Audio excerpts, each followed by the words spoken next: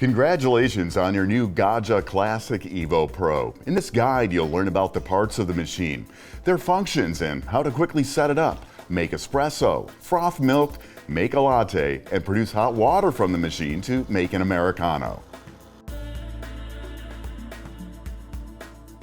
In the accessory box with the Gaggia Classic Evo Pro is a double spout portafilter, standard single and double shot filter baskets, a pressurized double shot basket and diffuser pin, a coffee scoop and tamper. The pressurized double shot basket, identified by the single hole on the back side, and diffuser pin are for use with pre-ground coffee. On top of the machine is access for filling with water and a cup warming surface. Across the front, switches control main power, brewing, and steam. The knob on the side opens a valve to release steam when the steam switch is on, or hot water when both the brew switch and steam switch are on. Up front, the decompression duct releases water from the portafilter and routes it into the drip tray at the end of a brewing cycle. The duct can be removed by pulling straight down. With the duct, portafilter, and drip tray removed, the water reservoir can be slid out of the front of the machine for filling if desired. To start up the machine, first remove and rinse the reservoir. When replacing, be sure to guide both hoses fully into the reservoir.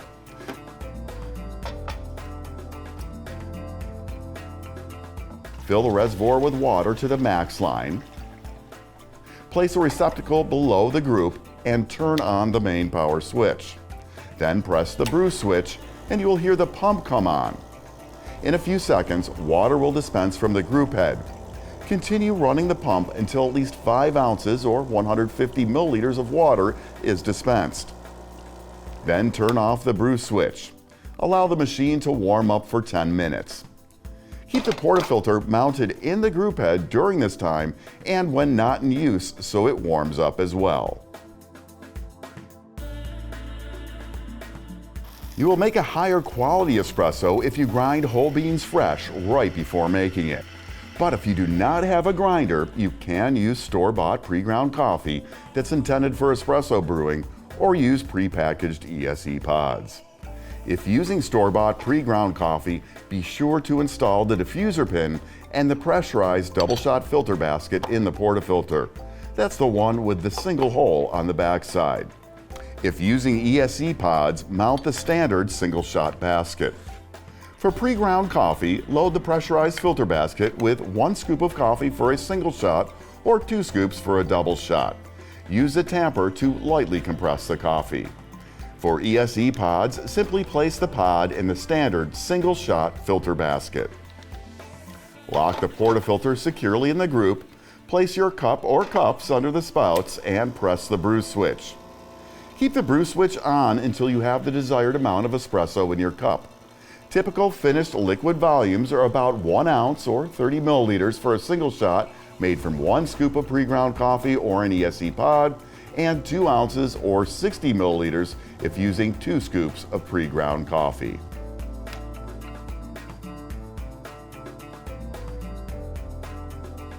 If grinding your own whole beans fresh, don't use the diffuser pin and install either the single or double shot standard filter basket. Those are the baskets with many holes. Fine-tuning grind size is key to success when grinding your own coffee fresh. It's a straightforward process of adjusting the grind size to change how long it takes the espresso to extract. Grinding finer slows down the extraction, and grinding coarser speeds it up. The goal is for the entire extraction to take about 25 to 30 seconds. Timing is the same for single and double shots. So start with a grind that looks like this, very fine. When you pinch between your fingers, it should hold together a bit and be fine enough to maybe make out your fingerprints in the compressed coffee.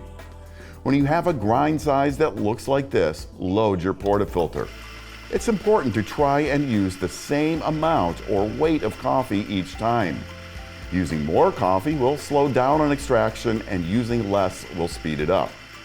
The best way to be consistent is to weigh the coffee, but If you do not have a scale, you can get close by slightly overfilling your portafilter and swiping away excess coffee level with the rim.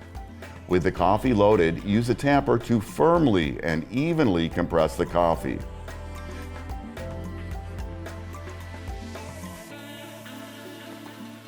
You want a nice flat surface so brew water moves evenly through the coffee. Attach the portafilter and press the brew switch. Time the extraction. Again, the goal is about 25 to 30 seconds for the extraction, and timing again is going to be the same for single and double shots. If your extraction was too slow, adjust the grind size a little coarser and try again. If the extraction was too fast, adjust the grind size a little finer to slow it down. Now, you may get lucky and get the grind size right in a couple of attempts, but no, it's not unusual to do 3 or more attempts to dial into the right grind size. A good quality espresso-focused grinder will help you a lot. Be consistent with the amount of coffee used and tamp the coffee firm and level each time. Also know that grind size is not set and forget.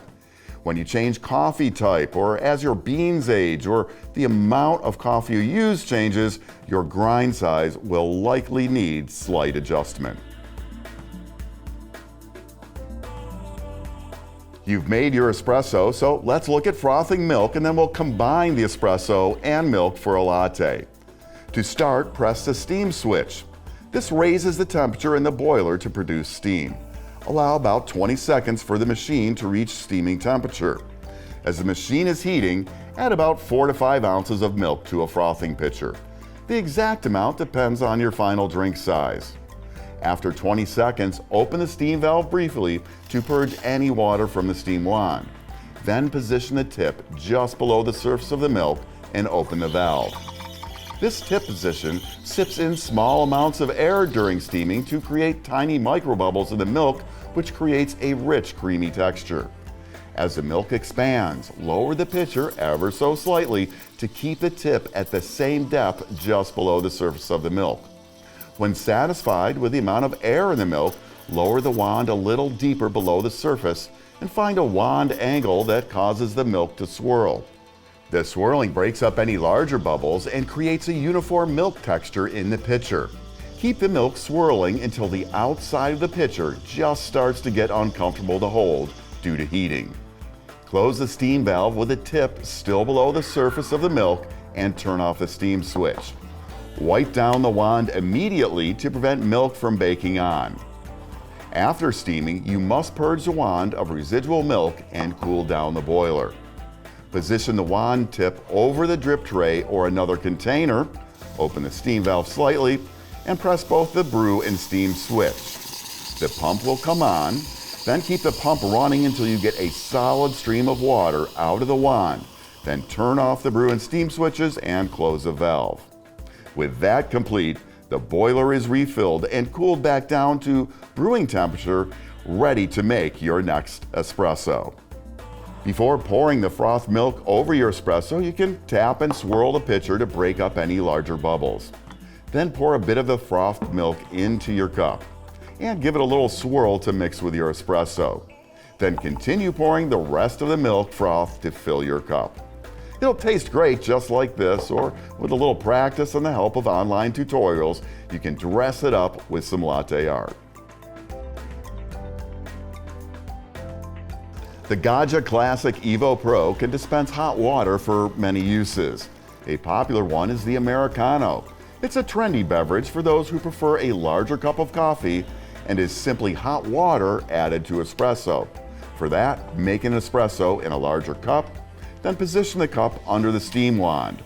Open the valve and press both the brew and steam switch. Fill the cup with the desired amount of water. Then turn off the brew and steam switches and close the valve.